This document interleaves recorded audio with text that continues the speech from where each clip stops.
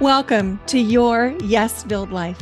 I'm your host, Brenda Winkle, educator, healer, speaker, guide, and fierce advocate for your yes. I help sensitive and successful men and women find, reclaim, and live from their full embodied yes. Through empowering you to understand your energetic hygiene, establish healthy boundaries, and heal your nervous system, you'll be able to create your yes-filled life and move through your days with more freedom, more ease, and more joy. You'll hear inspiring stories of people who found their full-bodied yes, thought leaders who pursued their own dreams and are living life on their terms, and learn new ways to find the courage, joy, ease, and freedom to more fully step into your yes-filled life. Say no to the good so you can say yes to the great.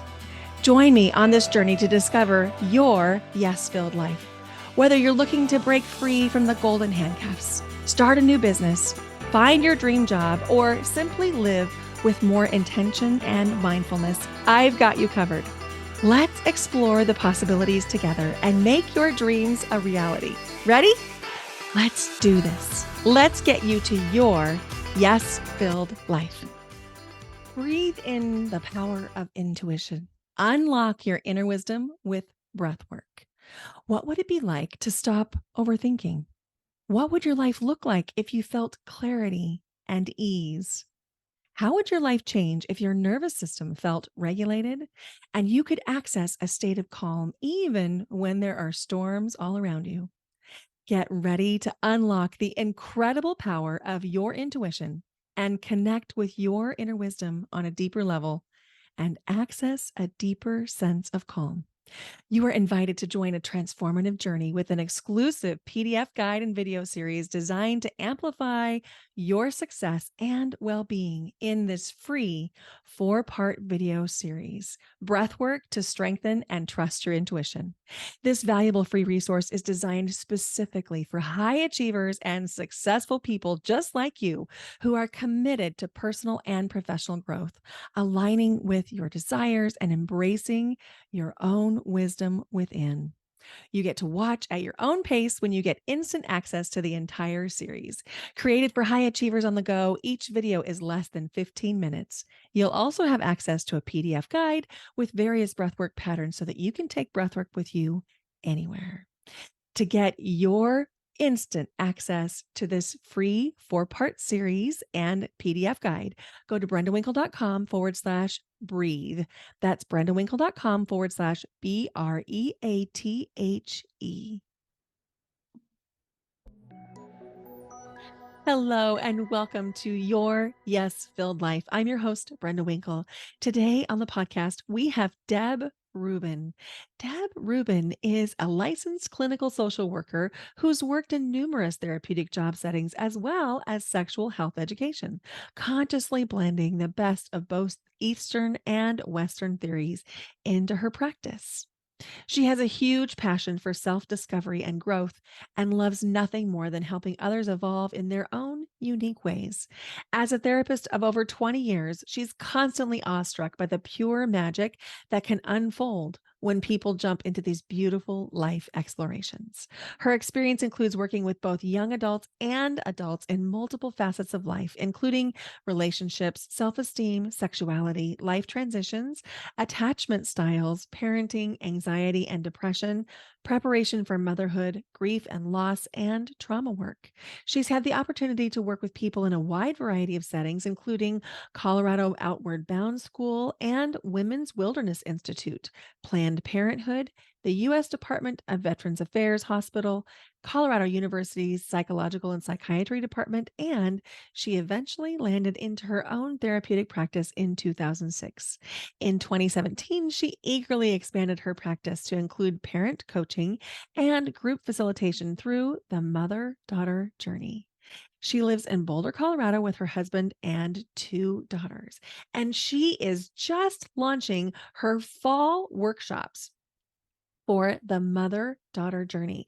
I'm going to put the link to those workshops in the show notes, along with all of the ways you can contact Deb, because I guarantee you, after you listen to this episode, if you have children of any age living at home and maybe even adult children living away from home, you're going to want to connect with Deb.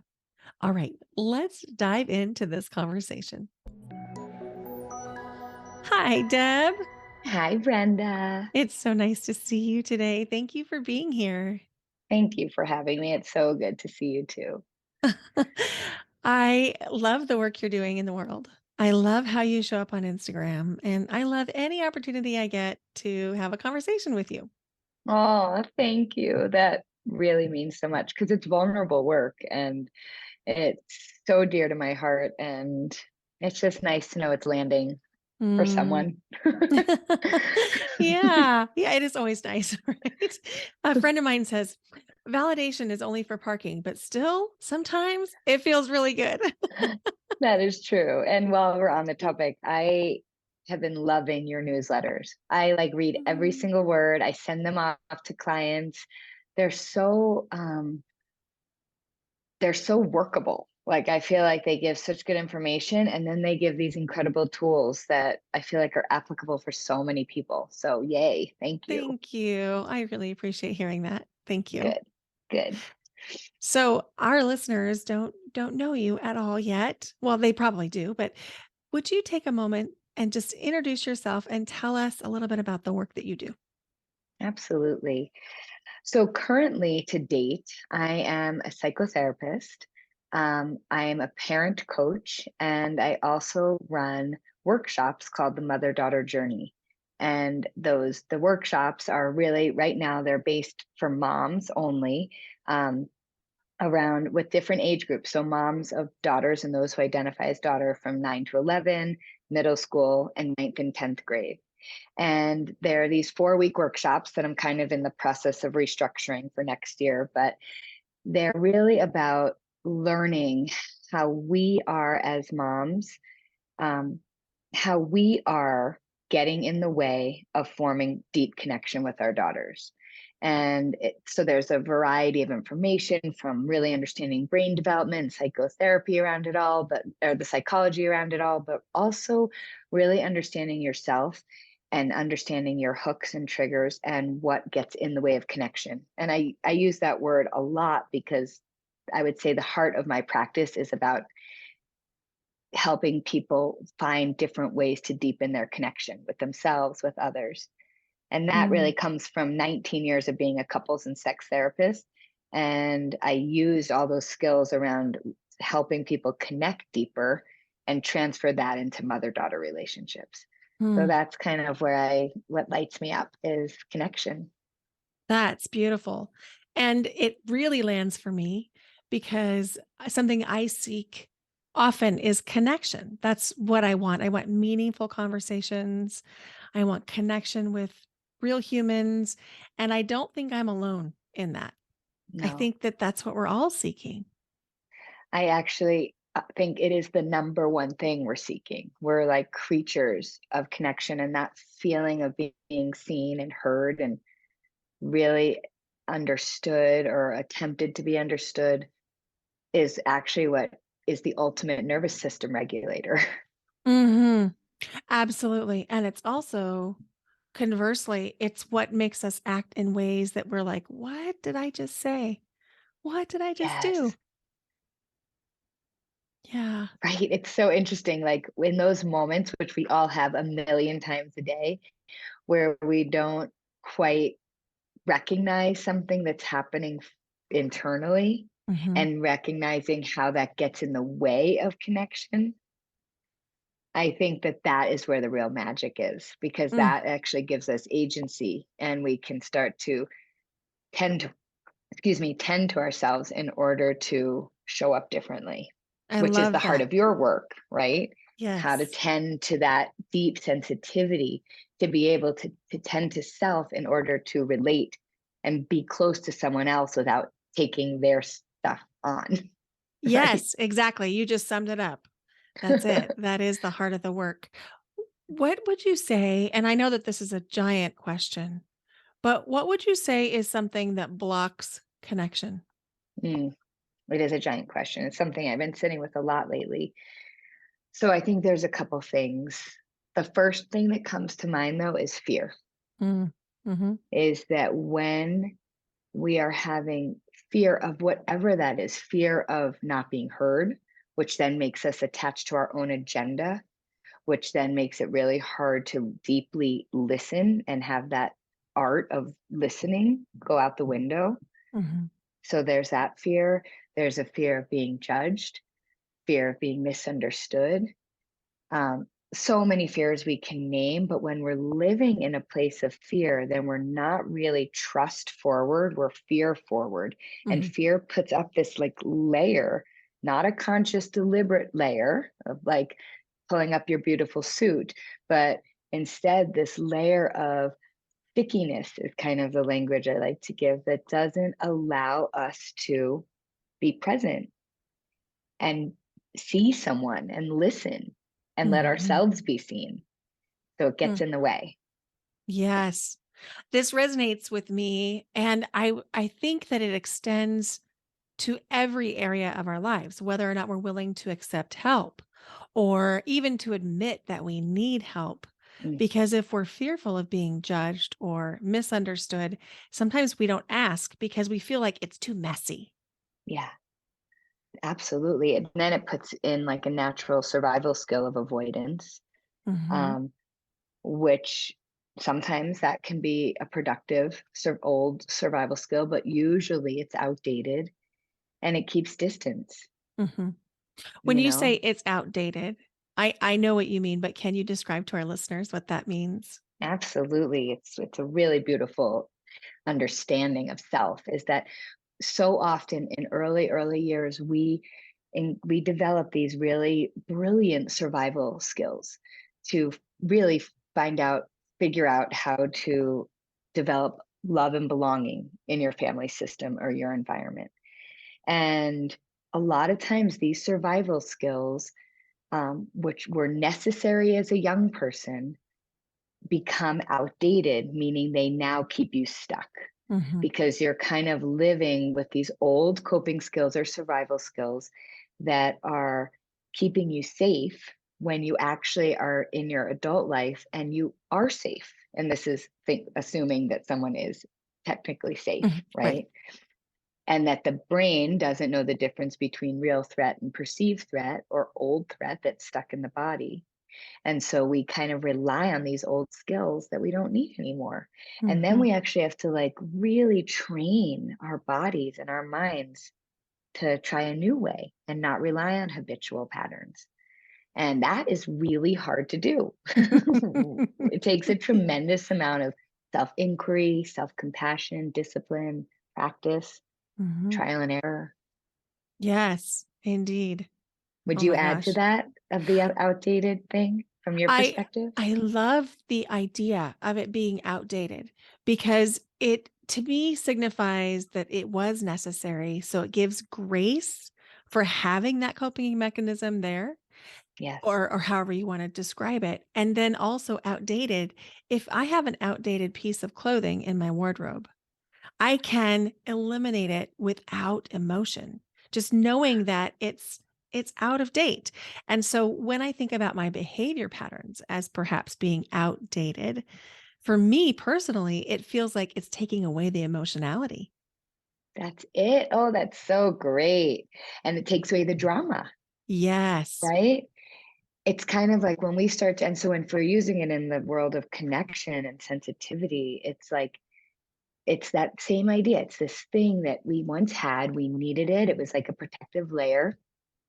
And then we get to see it as this thing that is not necessary anymore because you have matured, grown up, become more self actualized, whatever language you want to use. And then you get to replace it with a more current way of being in the world. And I Mhm. love your clothes metaphor. Like, why am I holding on to those jeans that just don't fit me anymore or don't look good anymore? Like, let's Mhm. move on and get something new. Yes. I love that. I love that. And so if we think about fear and perhaps avoidance as being things that block connection, are there simple things that people can do that promote or nurture connection? Hmm.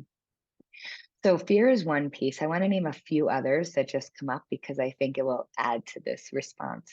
Um, I think it is really impossible to connect when you're dysregulated. Mm-hmm. Okay. When you're in a state of threat.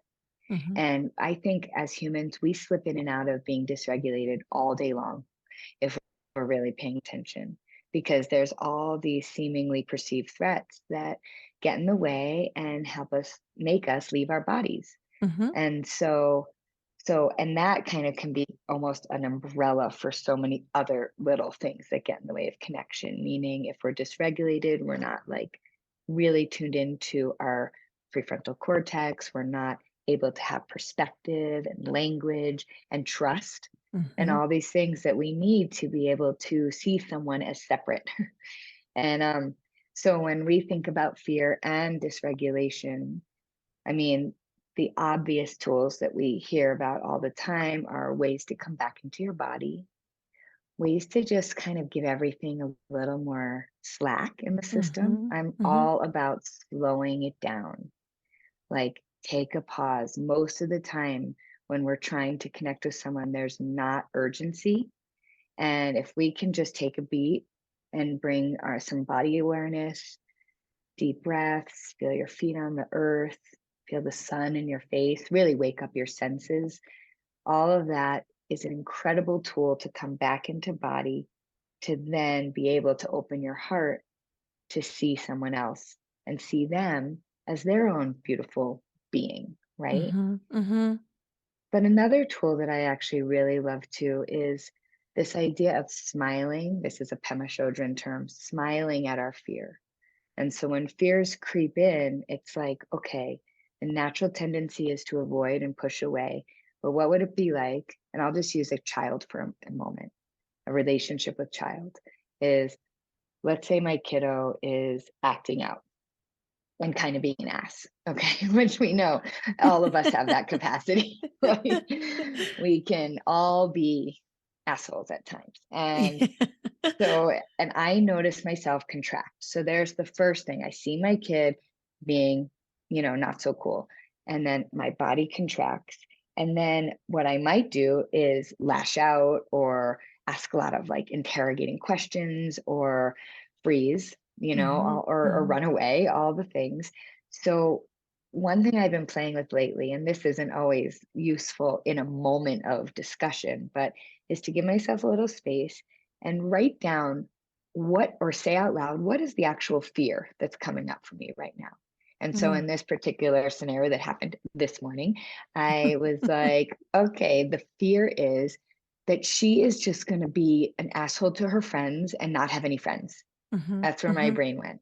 It's like totally future, like out of my control, unrealistic, really.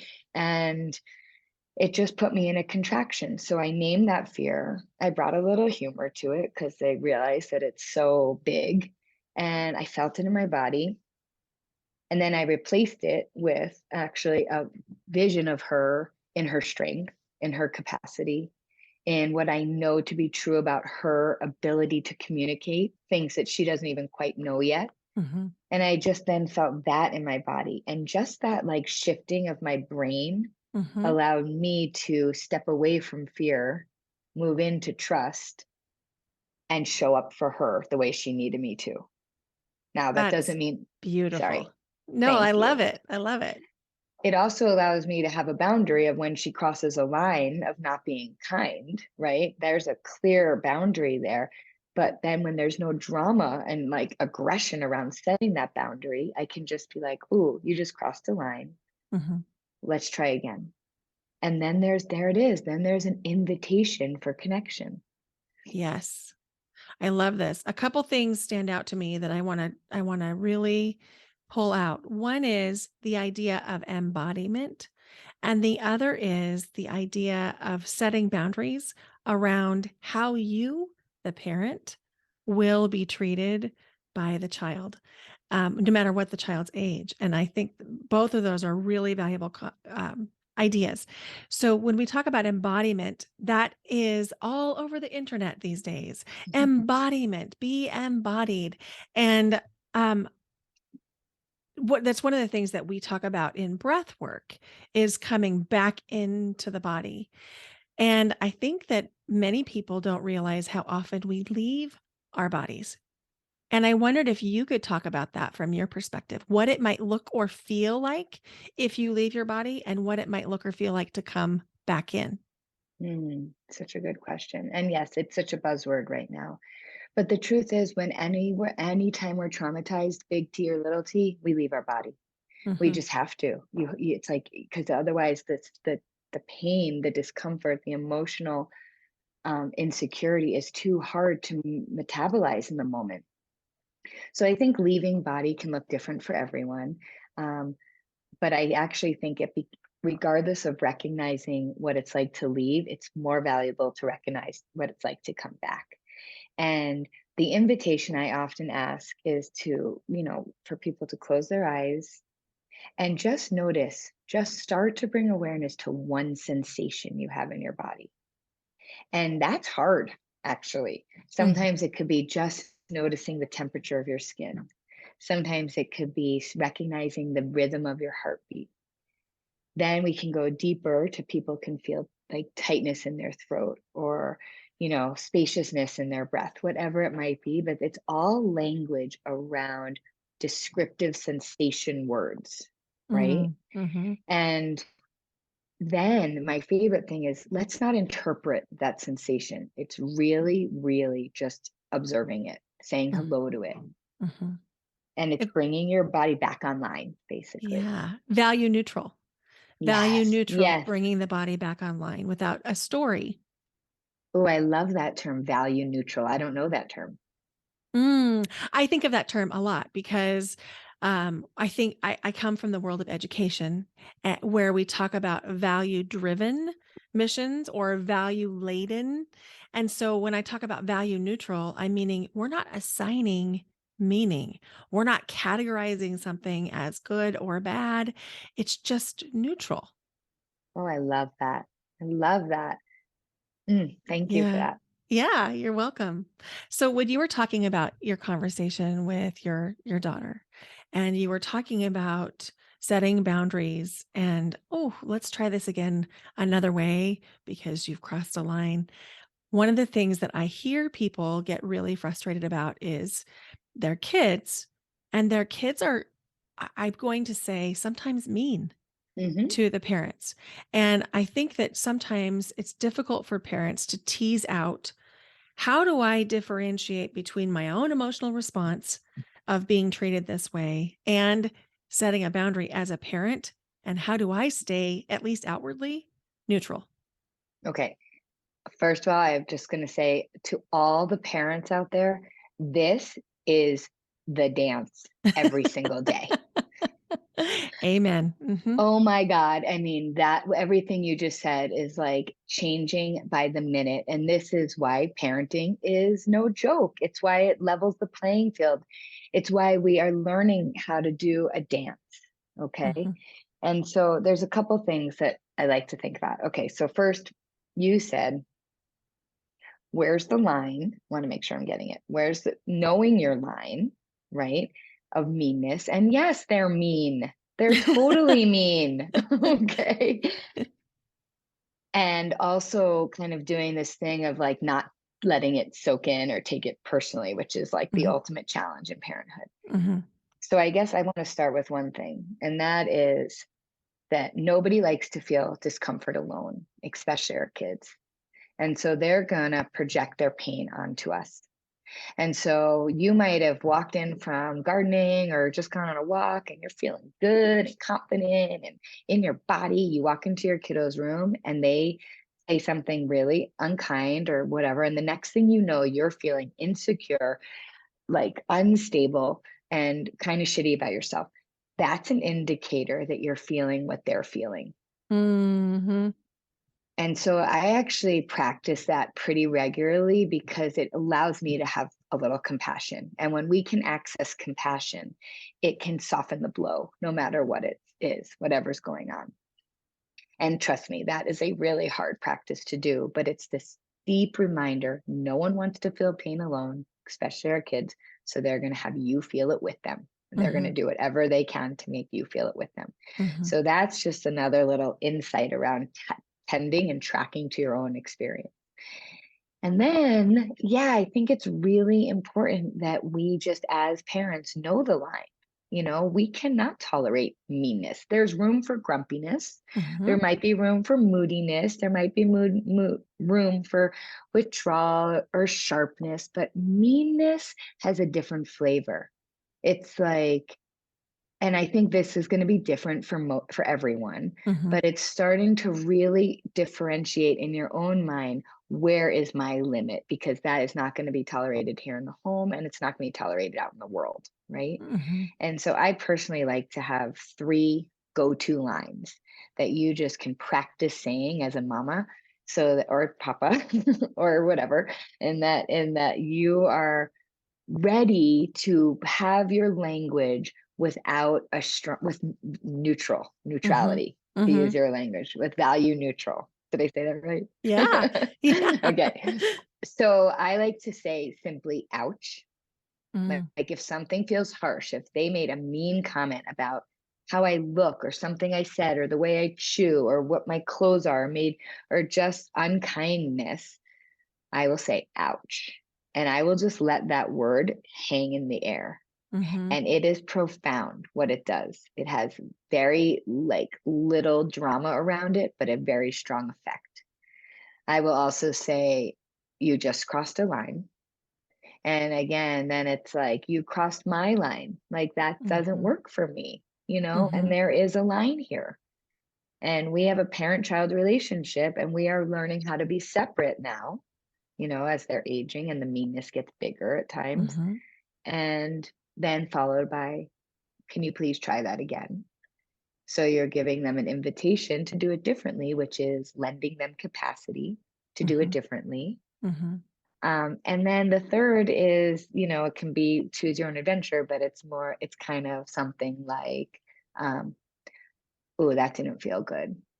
I'm going to take a beat. I'm going to take a beat, or I'm going to take a few breaths and come back. And I Mhm. promise I'll be back, but that didn't feel good. I don't want to be around that. That's a little Mm. more wordy, but that's when it's like, when you actually need as a parent to separate in order to tend to yourself, to come back and be the person that they need you to be. Mm. I love all of that. And it's so necessary because as our kids age, they do sometimes forget that their words have an actual effect on us. Because sometimes they think of us as Teflon a little bit. They Totally. and so I remember my daughter's 21, and so we weathered a lot of the teenage storms, and I was a single mom for the whole time she was a teenager.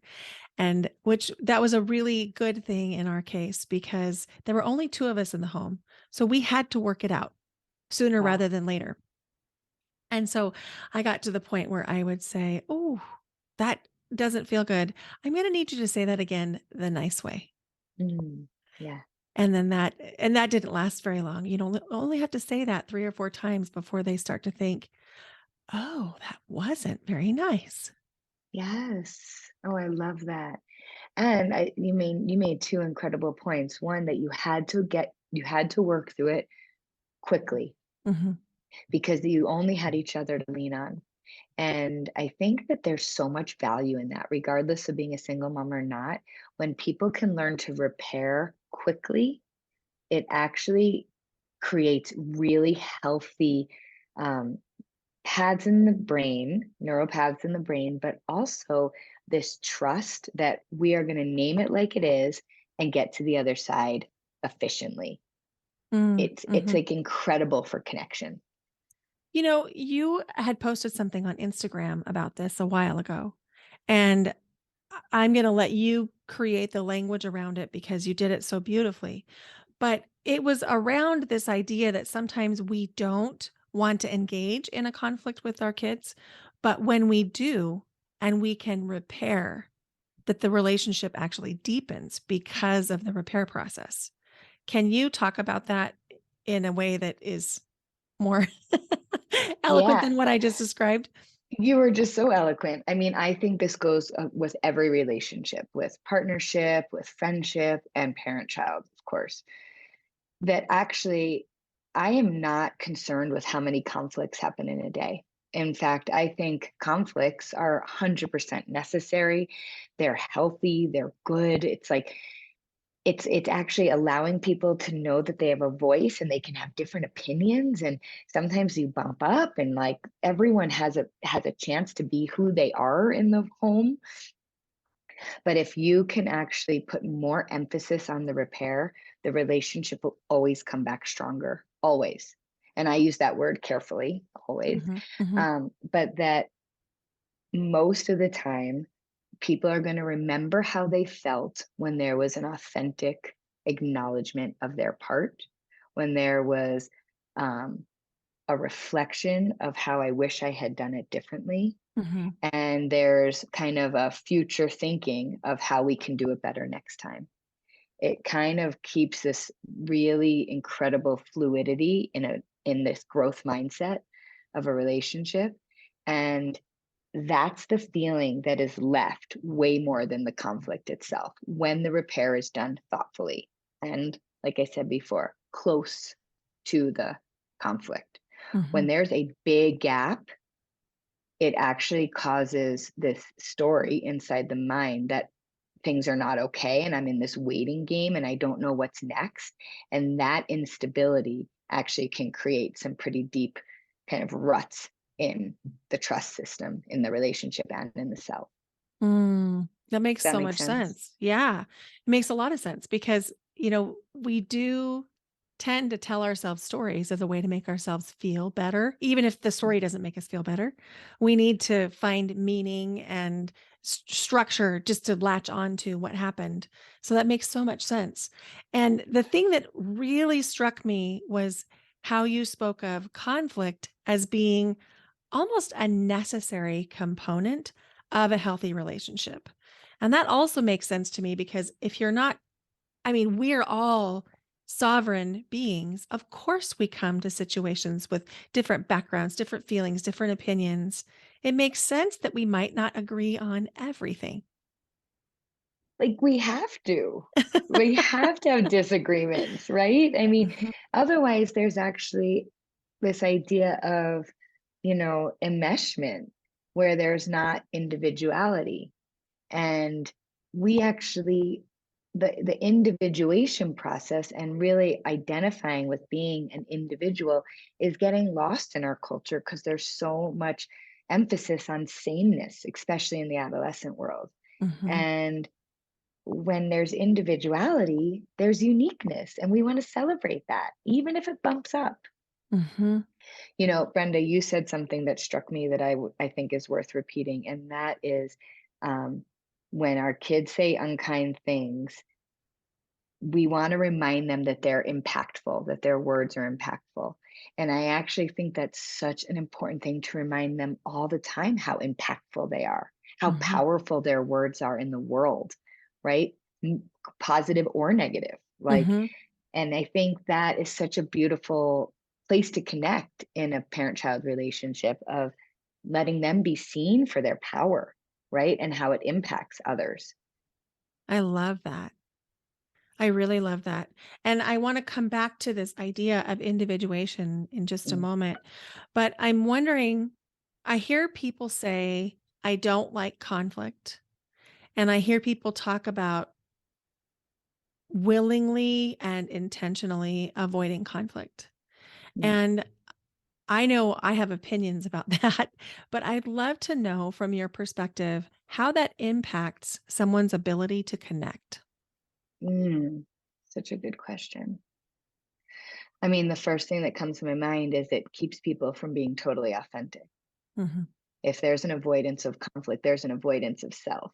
And when you can't bring yourself into the relationship, then the relationship may have versions of connection, but it's going to have limitations. And they're all different levels of how much we connect based on how safe we feel in a relationship. Mhm. But I think if there's a deep patterning of avoidance, then you need to know that those relationships are going to reflect that with their depth. Hmm. What do you think? Oh, I agree completely. I think that if we're not showing up authentically in our relationships, people don't really know us. That's right. And we feel that as a lack of connection, and we feel unseen, unheard. And that's when resentment can really build for somebody if they don't Mm. feel appreciated and seen and heard. Yeah, yeah, you're making me think of something. So let's say I have a story that I avoid conflict. I'm scared of conflict, and that would be another place to play with fear. Like, what is the fear of the conflict? And people might have all sorts of story that they need to unravel. But let's say you and I are in a relationship, and I'm afraid of conflict with you. And I actually have to say one other thing. Conflict doesn't mean aggression, Right. right? Right. And I think that's a big thing to separate. Like, we can have a difference of opinion and actually appreciate and celebrate our differences and learn from it. Side note. But so you and I are in a relationship. I have an avoidance of conflict. And my guess is because I don't feel safe enough to be myself. Okay. So then I hold back. And then I have the story that I'm not being fully heard or received. So then I'm creating this self fulfilling prophecy because Hmm. I'm holding back my truth of who I am and not letting you into my world. And then it validates the belief system that it is unsafe to be myself. Right. And then it becomes this cycle where we Yes, get evidence for the thought, and then the thought creates the evidence, and then we're off to the races. that's right. And then we get stuck in the habitual pattern of outdated Mm. survival techniques. Full cycle. Circle. Full cycle. I love that. Which also leads into the idea of individuation, Yeah. because individuation allows us to be a unique person, an individual. And I know that you talk about that a lot in the context of raising teenagers, but I'd love to just let you riff on this idea of individuation. Okay. So I'm really into it. And sometimes I say it eloquently, and many times I don't. So let's see what happens today. I don't always know if my brain and my mouth are going to work together. But when I really think about an adolescent starting to separate from family, meaning that they are starting to realize that they're their own people with their own values, their own opinions, and all this incredible, beautiful things that happen with the differentiation process. And if you think of it, like, here they were once connected, and for those that can't see me, my hands are together, like crisscross my fingers. And then the adolescent starts to separate. Okay. And then there's this void that's kind of left between family, parents, Mhm. and adolescent.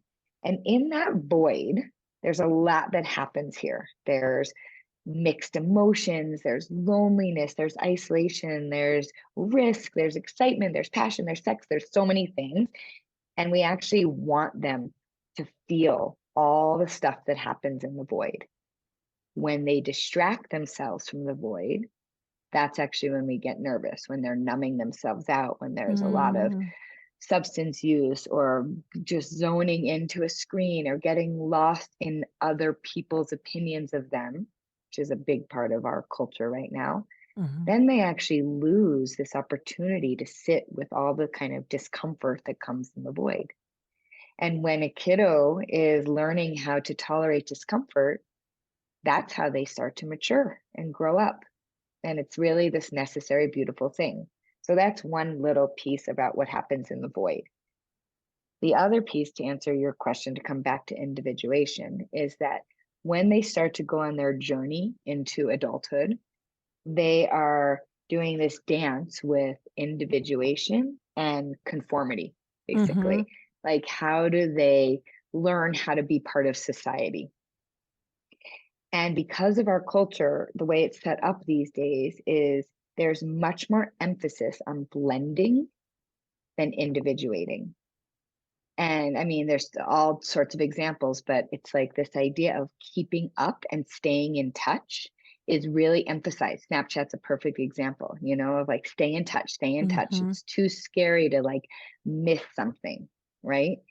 So what's happening is that journey of staying connected, which is necessary, right? They're learning, but it's winning. it's winning over individuation, because individuation it's just the road less traveled these days. And so, Mm. as parents, what we want to do really is emphasize their uniqueness and pull it out of them, because the focus is on blending and sameness. I mean, you look at TikTok, it's like, let's all do the same dance, right? Yes. Hmm. And that can be fun. There's some playfulness in that. I'm not like hardcore anti, but I'm also like, what would it be like to create your own dance, or like Hmm. really remember who you are as a separate being? And so it's just a really tricky time right now to focus on individuation in the world. Culture's not doing a very good job of taking care of our youth in that way, which means we as parents have to work extra hard to really celebrate moments of uniqueness and pull out their values, even if they go against us, Hmm. right? Really meeting them with curiosity so they start to hear their own opinions and values and idealism and all and self-righteousness and all the things that come with adolescence, right? But we're honoring it because it's theirs. Mm. That is so incredible. And it just makes me realize how necessary individuation is over and over and over and over again in life. And when you were Yeah, talking about the TikTok dances, I see the same thing in, 40, 50-year-old people where they're all doing the same kind of reel on Instagram right. or using the same music on a reel or it's something that's very prevalent. I think because of social media, it makes it so easy to try Yeah. and just conform to the masses. Yeah, our culture, we've never been here before. We've never had so much exposure and inspiration, truly, because that's the flip side of it. In the Instagram world, people are inspired and they're like, "Oh, I can do something like that, but I can bring my own flavor in." Mhm, And that's mhm. cool, right? We want people to be, sharing their passions, and but our it's we've never been here before, and I think it's really confusing. I agree. I agree. And then I'm wondering too, how much COVID had to do with the individuation process, because I know in my own family, my daughter graduated from high school in 2020 from our Wow. car.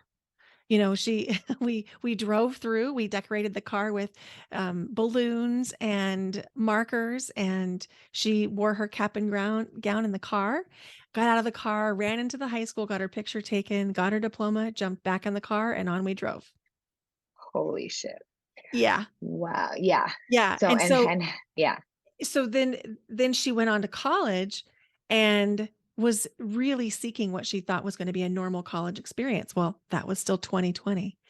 And this juxtaposition between individuation and conformity was really hard for her and eventually caused her to make some decisions that maybe she needs to wait indefinitely to Mm, pursue college while she really figures out what individuation looks like for her. wow. Well, I think you're speaking to a really important piece here, that there's this like 2-year delay of maturation, Mhm. from kids that, like your daughter, that didn't have the experience of trial and error, of, being out in the world, of being clumsy, all these things that happened in her senior year and into her freshman year of college. Like, what a formative time in her life. And I think what I heard you say is like, maybe she needs to just take a pause, go a little bit back, take a few steps backwards to kind of learn and feel what that's like before she goes on. Did I hear that Well, correctly? yeah, but it was actually her idea because Wow. she felt like in her mind, she had been told that there was one way to be successful, and that one way included college. Got it. And for her, she didn't understand yet the end point. Why? Why college? What would college get her? What did college offer her at the end of that journey? Because that piece of what do I want to be when I grow up still doesn't really exist in her mind. She's got like 43 things that she liked to try.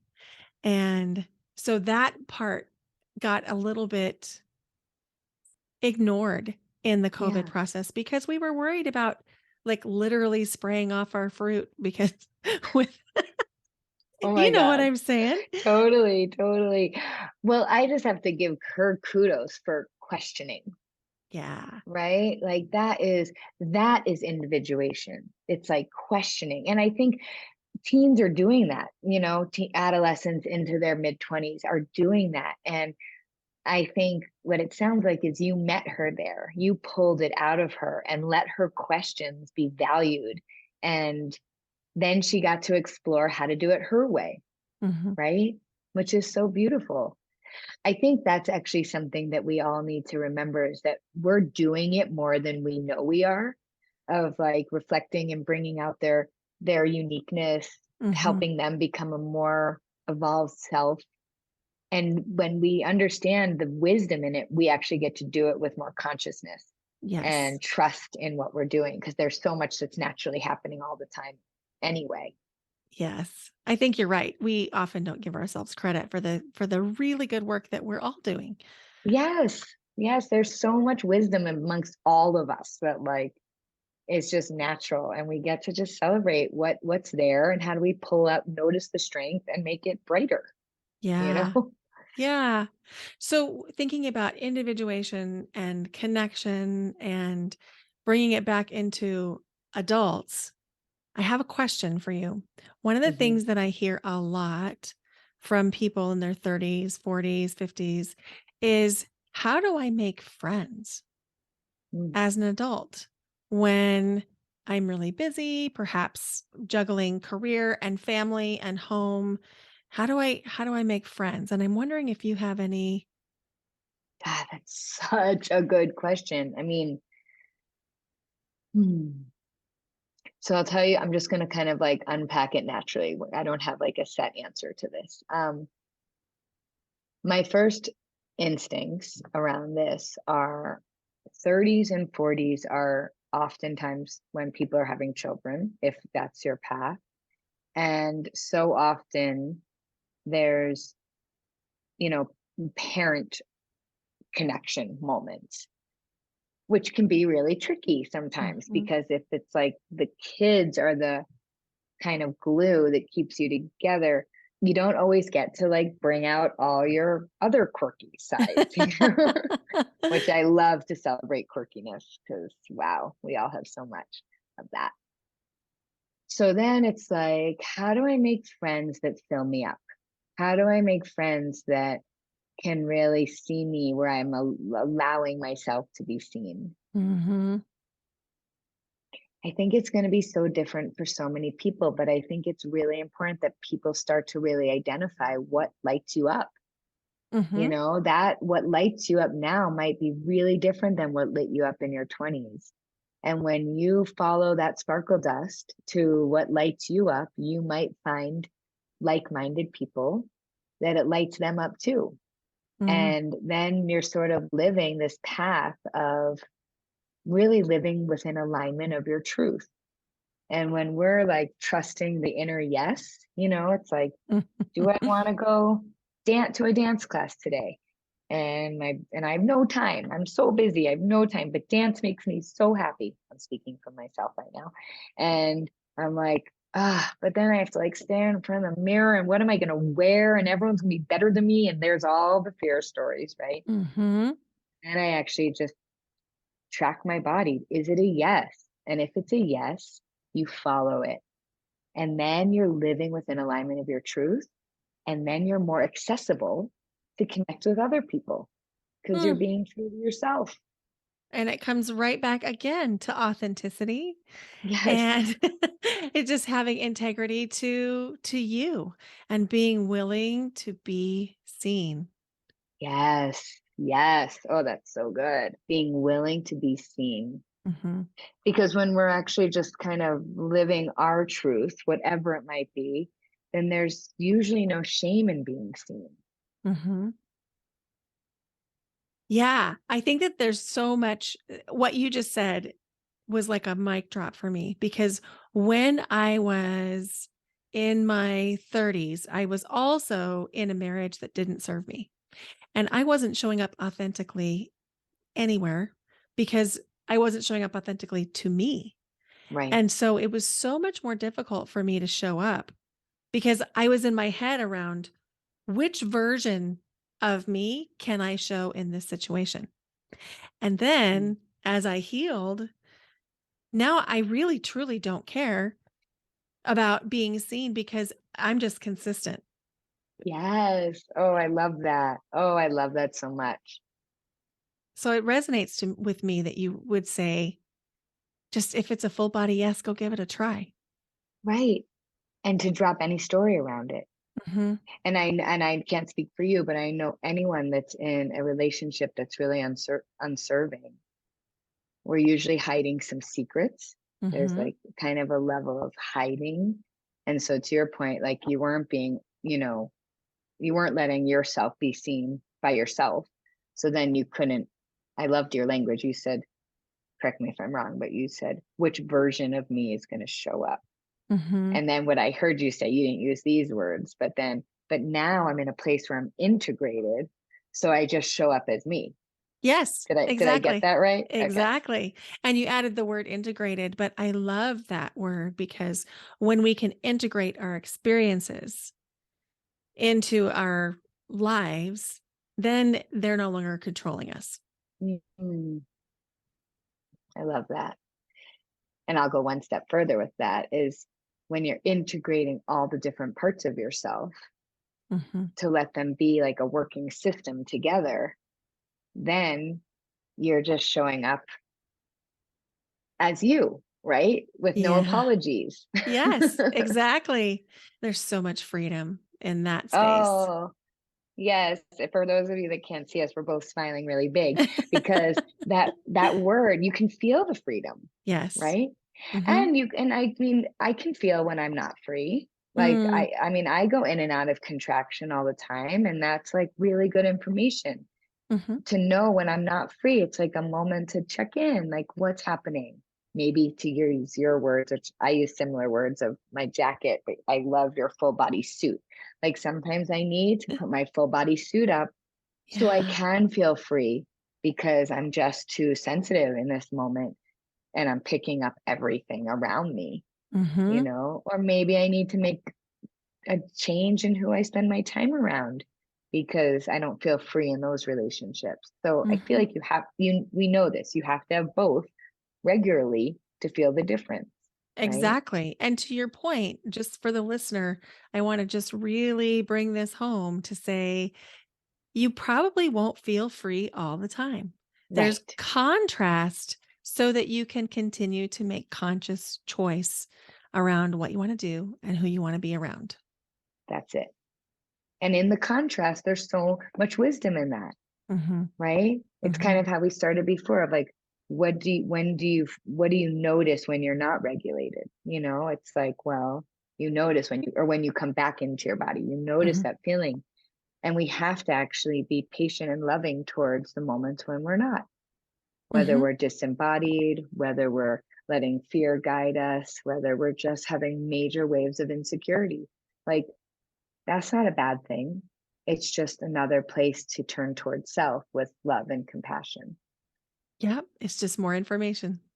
Totally. I love Totally. that. Deb, I could seriously talk to you all day. I just love this. Ditto.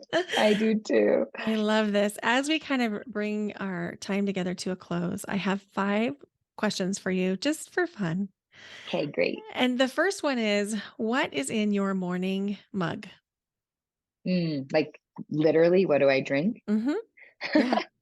Oh, it's such a good question. Okay, so I put coffee and this whole mushroom blend with cacao and reishi and lion's mane, I think it's called, and some coconut creamer because I love it. And I mix it all up and I sit by my fire and I drink it. And it's a big mug. That sounds amazing. Thank you. Amazing. Oh my God. It Oh, does for real coffee drinkers, they might be like, are you kidding? Because it can't even really taste the coffee anymore. There's so much other stuff in there. but I bet it's delicious.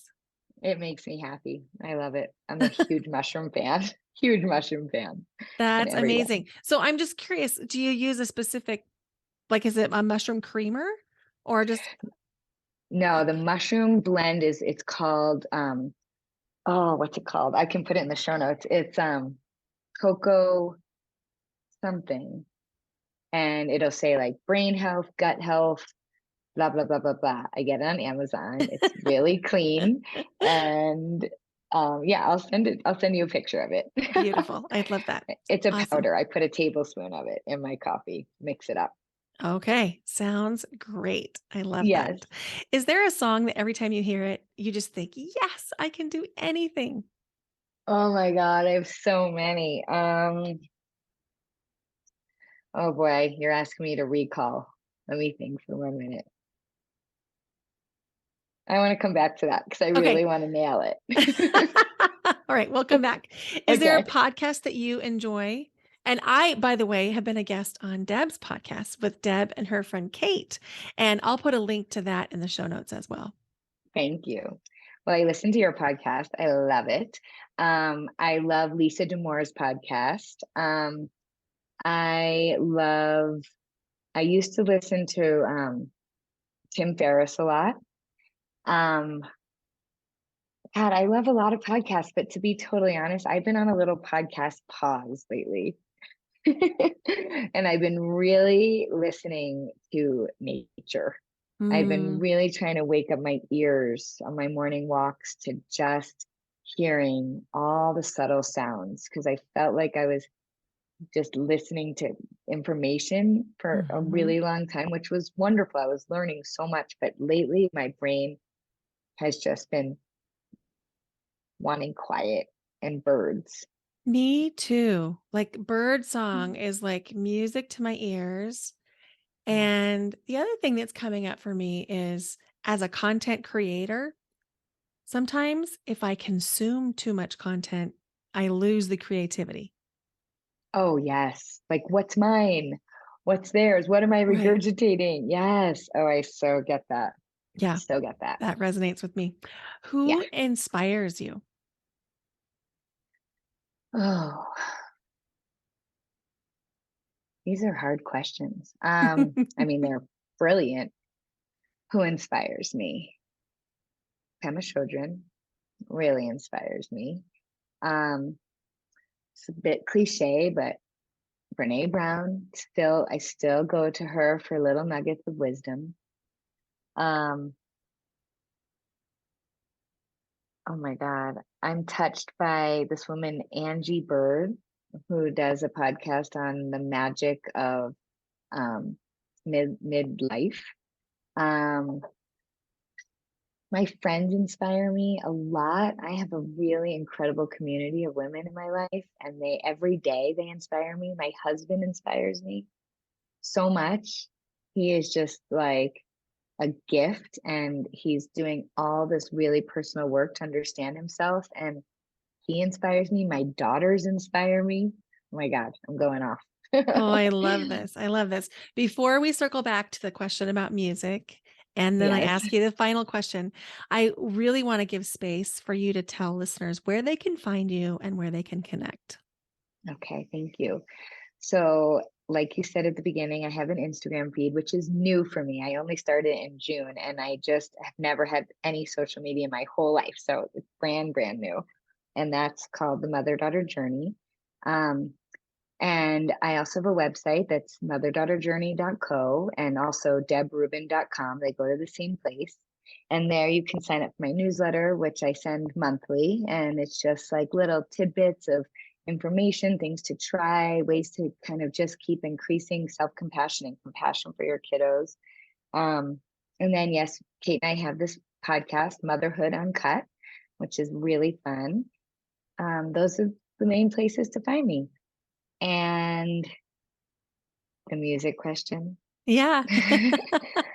So I wouldn't say that this is like my go-to, but it's a song that is really old that I've been listening to a lot lately, and it makes me cry a lot in a good way.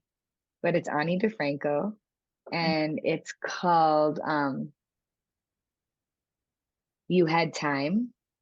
And it's a song about what do you do when in a relationship when someone is so beautiful and so awesome and yet you're not in flow? And how do you honor that? And I'm Mm, like really dancing with that in not necessarily in current time of relationship, but just the human experience of that there's no like good, bad in people. I really believe that, but that there's flow and out of flow and how to honor when things are out of flow without having a blame game or a story, but instead to just really honor what's there and what's not. mm, that's So really beautiful. but I do want to like actually email you later and see if a song that just is my go-to. I have a few out there, but of course I'm like not remembering any of them right now. Well, when you email me later and I record Yes, the intro and the outro, I will add it. thank you. You're welcome.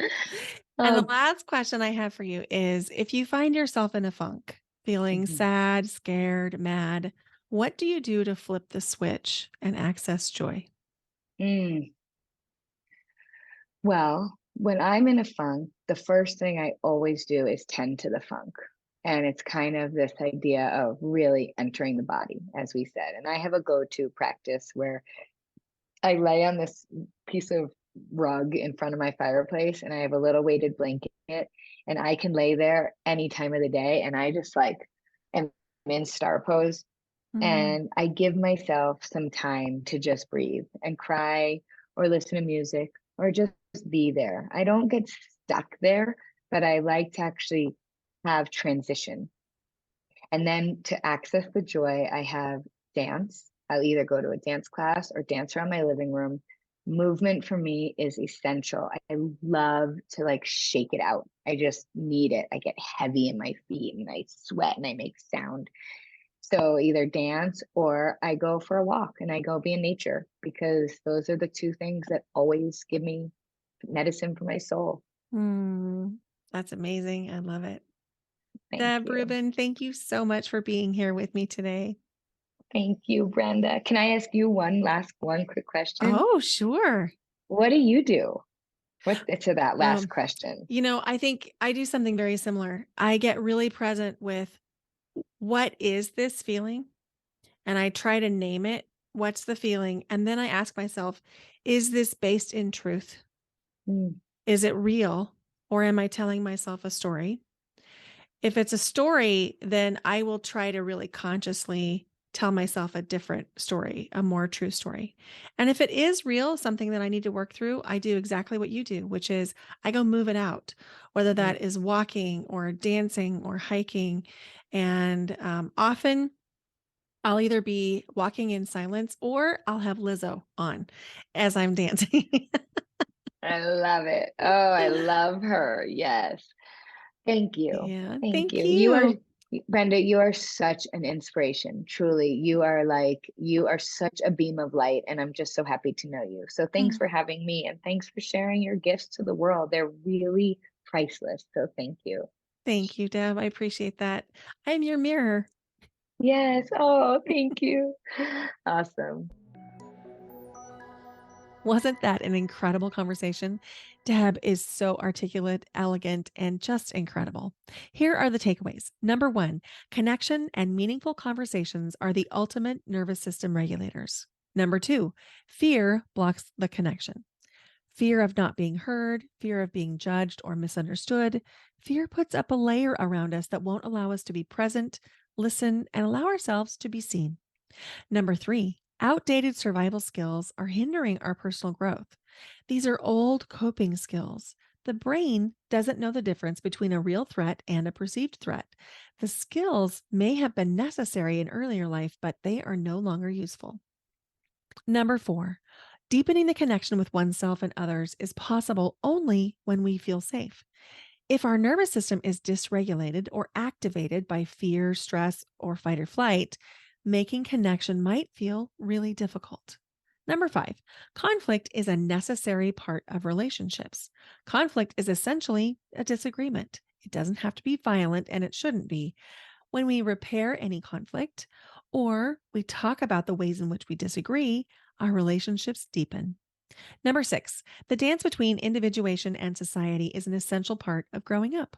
Our culture emphasizes blending, as in staying connected on social media, over individuation. What we want to do as parents is emphasize and celebrate our children's uniqueness. This is really a new place for us in society. And number 7, the more authentic you are, the more able you are to connect with others. Be sure you check out Deb's offering for the mother daughter journey classes by going to the link in the show notes or going to the motherdaughterjourney.co/classes and workshop. The Yes to Me challenge is back. I ask you to consider, what would your life be like if, number 1, you were taking on less energy and emotions from other people? Number 2, your nervous system felt regulated, being calmly confident felt normal. And number 3, setting boundaries seemed simpler. It's possible. I'll show you how. Join me in the live 3-day Yes to Me challenge. Join us live or catch the replay for breathwork healing, meditations, and energetics. Learn how to stop taking on the energy and emotion of other people. Tune into your intuition and your inner knowing. Know how to ask for and read signs from the universe. Learn to say yes to all the things you want most and need. Join me live in the free Yes to Me journey, September 12th through 14th, 2023, from 9 a.m. to 10 a.m. Pacific each day. We'll be live for an hour on Zoom, September 12th through 14th at 9 a.m. Pacific. You can save your spot in the Yes to Me challenge by going to brendawinkle.com/yes to me, YESTOME. Thank you so much for listening to Your Yes Filled Life. If you haven't yet left a podcast a rating and a review, I invite you to do that now. And if you really love this episode, would you share it with someone who you think might enjoy it? Thank you for being here. Bye for now.